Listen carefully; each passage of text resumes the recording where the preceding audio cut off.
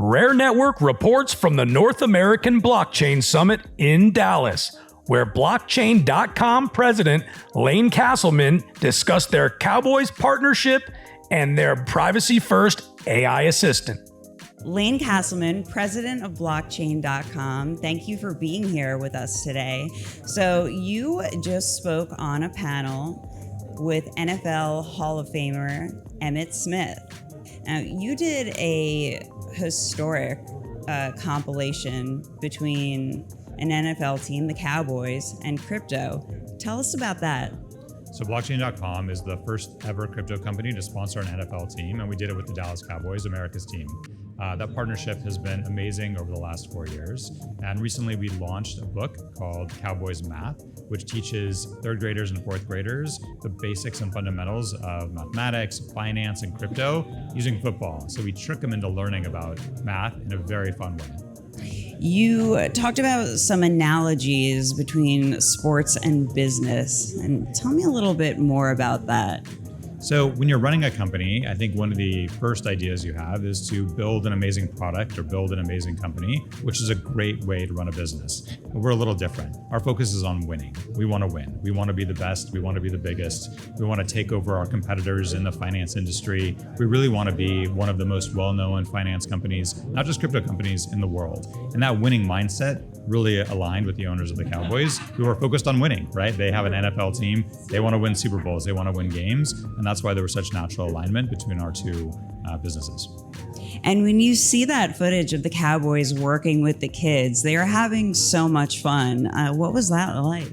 So we recently launched the Cowboys Math book with the Cowboys rookies for this season, and it was super fun because so many of these rookies are just now for the first time ever in a position to actually make really big financial decisions for themselves. So they're learning, certainly at a different level than third and fourth graders are, but they're also learning at the same time. So for them to take what they've learned and actually practice it on the field and teaching kids how to be better with math and finance was a really fun experience and really rewarding for them and us.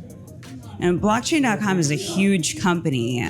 For example, Bank of America has 28 million accounts, whereas blockchain.com has 90 million accounts. So why would a company like yours decide to promote something like financial literacy for kids? So in the advent of AI and so many computer-assisted ways to engage in finance and mathematics, people are starting to forget how to do the math themselves. And it's really important to understand the fundamentals so you know if whatever you're using to support your initiative is correct, is right. And it all starts with education.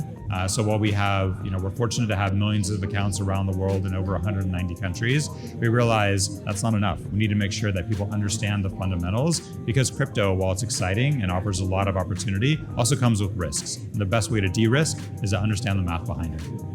And crypto is certainly here to stay around the world and now in the US. So how important is it for kids to learn not just basic financial education, but learn about digital assets as well? Well, we obviously think that's super important.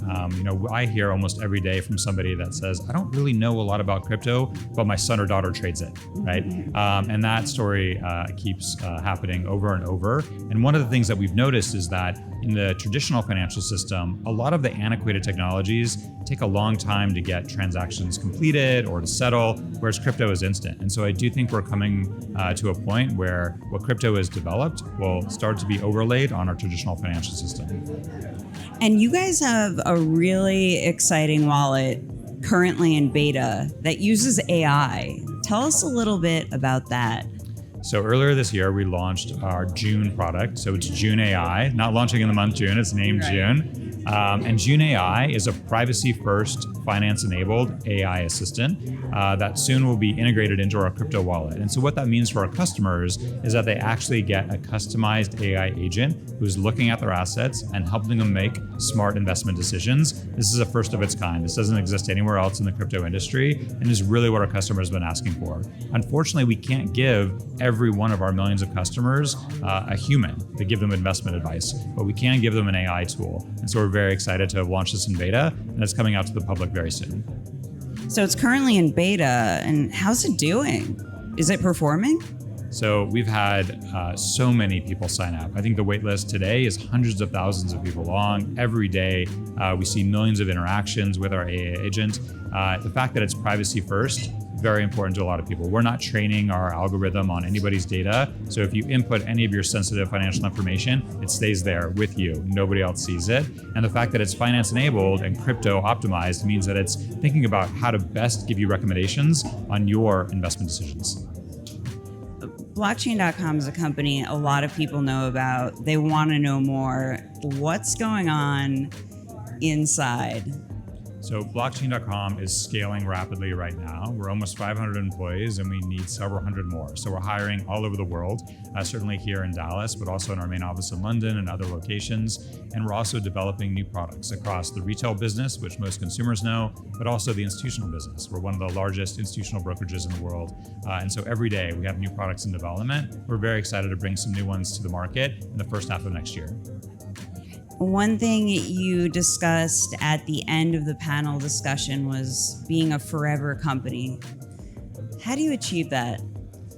Yeah, I wish there was sort of a date in which they tell you, okay, you've reached forever status. But I think it's the idea that you have built something lasting, that whether or not the company exists in its same form 100 years from now, the fundamentals of it still exist. So, the example I give is Uber. I was an early employee there. And whether or not Uber continues to be Uber 100 years from now, the idea of getting a ride share will exist, right? So it's a forever company in that regard. That's what we strive to be. We want to be a forever company. We want our ability to empower human economic freedom around the world to be something that's lasting forever. And whether or not it's our company's brand name or just the values that we instilled in the ecosystem, we want that to be here 100 years from now.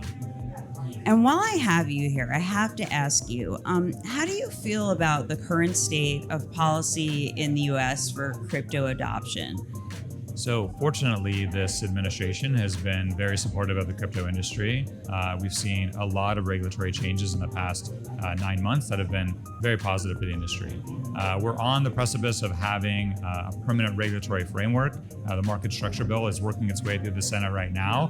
The Senate, has a lot of work to do. I think there's quite a bit of distance between both parties, but the good news is there's definitely bipartisan support for a permanent framework, and I'm optimistic that we'll see one in the US within the next year. Great. Thank you so much. Lane Kasselman, president of blockchain.com. Thank you. Appreciate it. Reporting for Rare Network, I'm Kate Mosso.